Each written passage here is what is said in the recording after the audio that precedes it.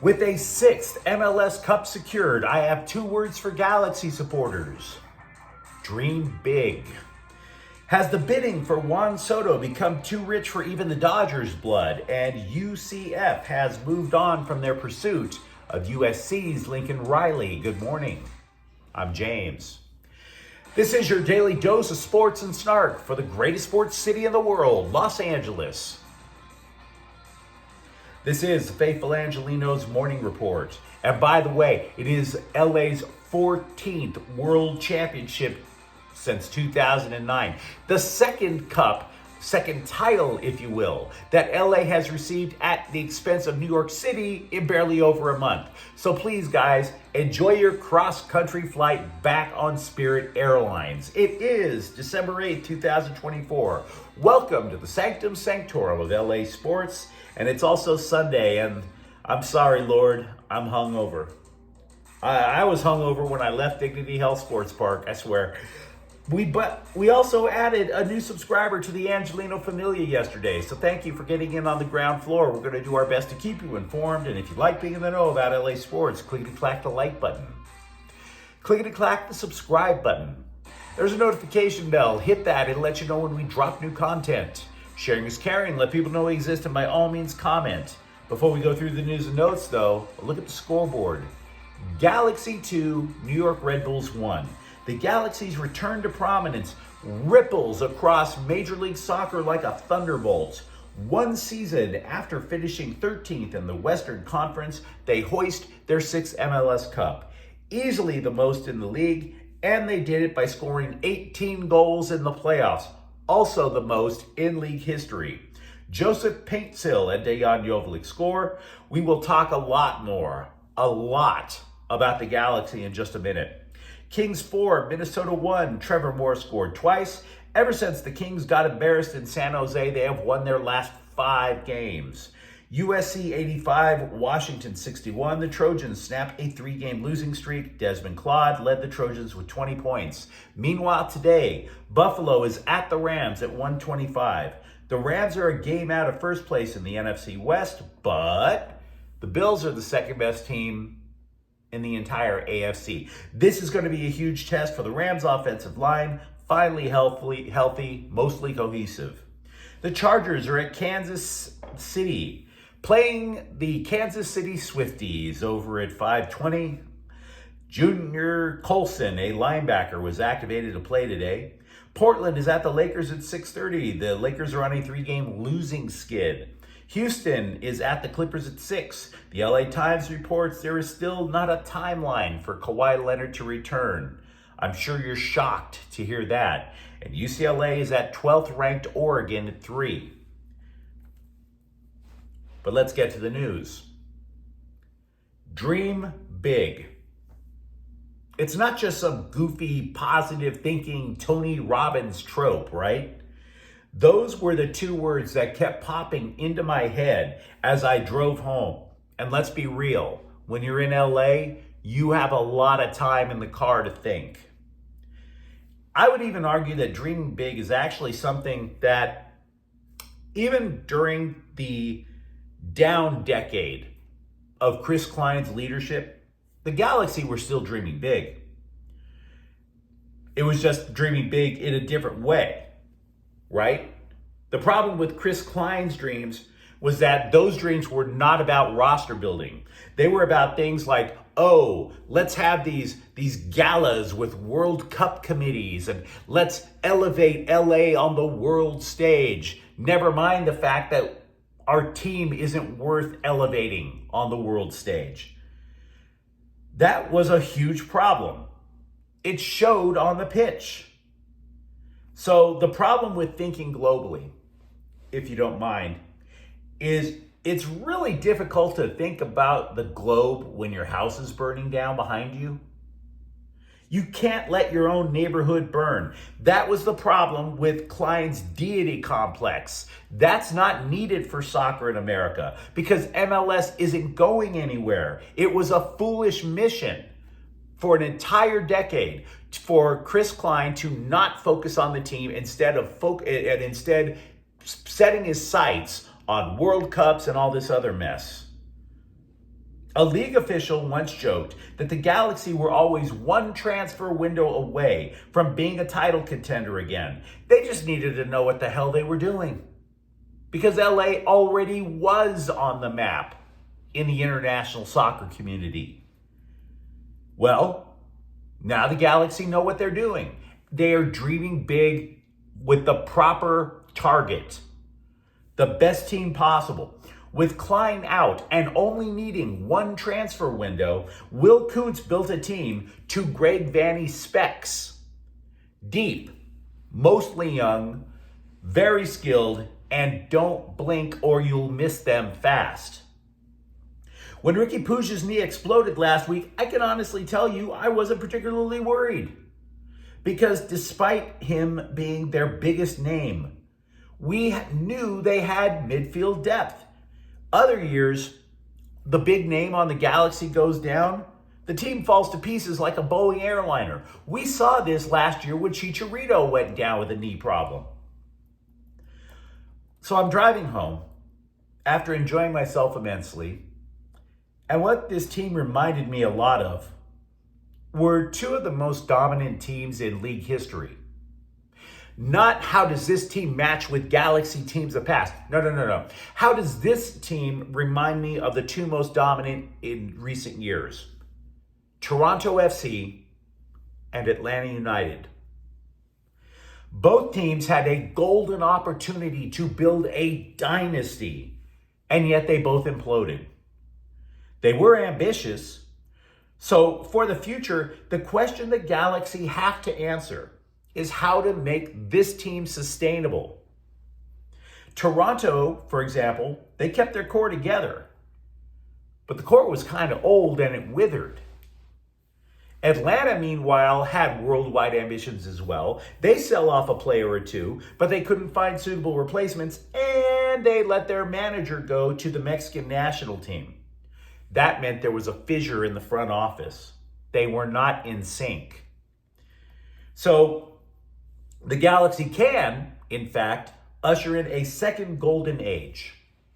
An era that would rival the Beckham streak of 3 cups in 4 years. But they have to learn the lessons that were provided from Toronto, from Atlanta. It's if they play their cards right, there is the possibility of a dynasty here. Because for all the joy that Gabriel Peck and Joseph Paintsill brought, they were not the first choices for general manager Will Kuntz. This tells me Kuntz and a new scouting department developed such a list of players that even if they eventually sold Peck, which, by the way, is a distinct possibility, there could be other choices that would be ideal fits in Greg Vanney's system. Again, the benefit of having a quality scouting department. There was no scouting department when Greg Vanney signed on to be the manager. The Galaxy depth was the envy of the entire league. This team had such an enviable list of reserves that not only was Puig's injury pretty much shrugged off, German legend Marco Reus was basically a sub. A can't-miss prospect on the defensive side, Julian Aude, was replaced by a journeyman in John Nelson. And trust me, there's going to be suitors for the Galaxy's best players. I compared them to Atlanta United a few moments ago. I look at Peck and I see a player as dynamic as the Five Stripes Miguel Almiron. Atlanta United sold him off for £21 million, which would be worth approximately $27 million. Now, the Galaxy cannot refuse something like that if it were offered. They can't.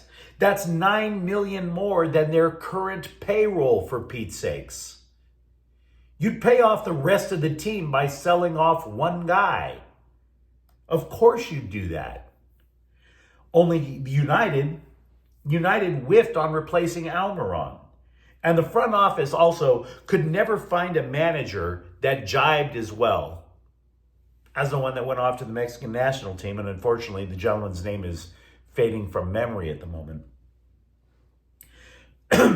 If the Galaxy keep doing what Klein would not do, focus on building LA's international influence with an eye-pleasing soccer team instead of black tie social events, it is absolutely fair for Galaxy supporters to dream big. And that's the memo. I also want to add a couple of random notes about yesterday's MLS Cup final.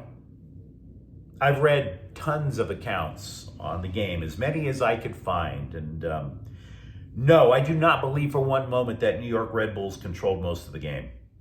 Not at all. I believe after Dejan Joveljic lifted the Galaxy up by 2 goals, they said, you know what? New York hasn't scored more than 2 goals in any playoff match this year. For them to win, they need 3, so let's just create a defensive wall and tell them to take their best shot. That's how I looked at that match. Now, Gaston Brugman was named MVP of MLS Cup for a reason. Yes, he contributed an assist, but he's a defensive-minded midfielder. So he was key to this whole idea of building a wall right in front of the Galaxy net. And by the way, he was the guy replacing Puig in the starting 11. That meant Greg Vanney intentionally went in there with the idea of let's just get a goal or two and dare New York to try anything. They dared him. I mean, the New York Red Bulls offense is about as much of a problem as Whoopi Goldberg threatening a sex strike because Trump got elected. Oh no, I can't have sex with Whoopi Goldberg? It's like saying, oh no, let's worry about the Red Bulls offense. You don't. You don't. Also, Galaxy legend Robbie Keane and his family flew to LA to watch the match. Joveljic honored the Galaxy legend by trying to replicate his goal-scoring celebration, and to be honest, Joveljic didn't quite stick the landing. Keane currently manages Maccabi Tel Aviv in the Israeli Premier League. He told The Athletic that he has conversed with MLS clubs about leading a team here. There are currently 5 managing vacancies in MLS. Keane's wife has expressed concern about her husband staying in Israel. I wonder why. These are the problems that make men think. Meanwhile, the winter meetings open in Dallas today, and if this report is to be believed, the bidding war that Scott Boras always wanted for outfielder Juan Soto has kicked into high gear. It also might be a bidding war that the Dodgers are happy not to join. Consider that every dollar spent on Soto is one less that could be spent on the rest of the roster.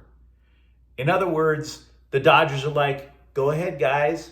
Use up all your resources on one dude.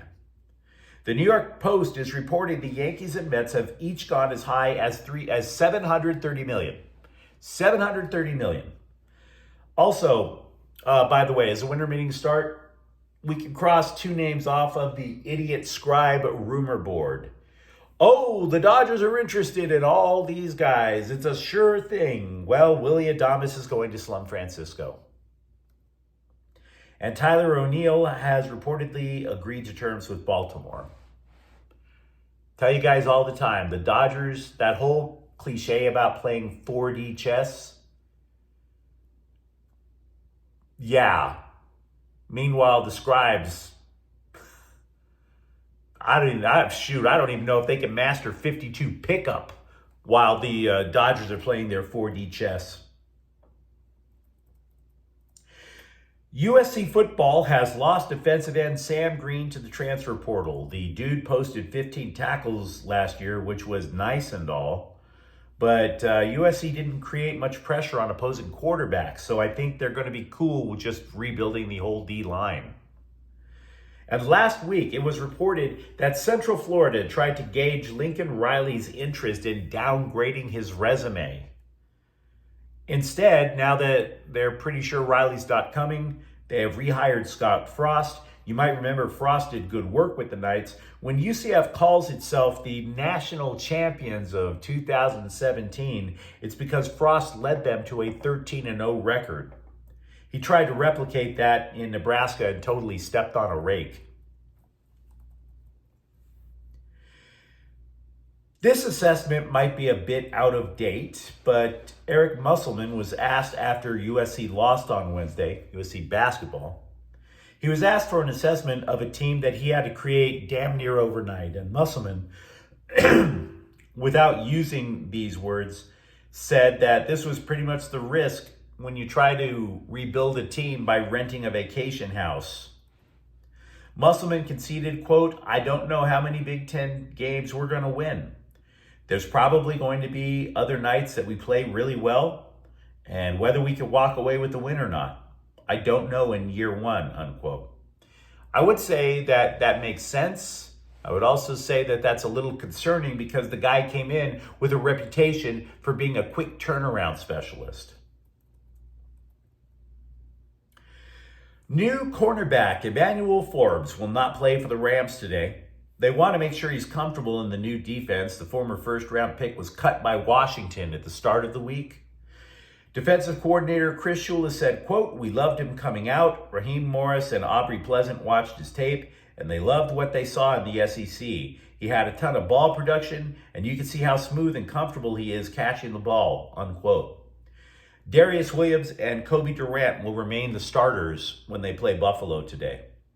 But you let me know what you think in the comments thread. Talk to me. How excited are you about a potential golden era for Galaxy soccer? For that matter, are the Dodgers kind of pulling back on trying to pick up Juan Soto? And if you enjoyed the content, don't forget to subscribe to Faithful Angelenos. We talk LA sports every single day here. Thank you for watching. I'm James. We'll be back tomorrow. Faithful Angelenos is a Kian Cortel Queso production. Take care.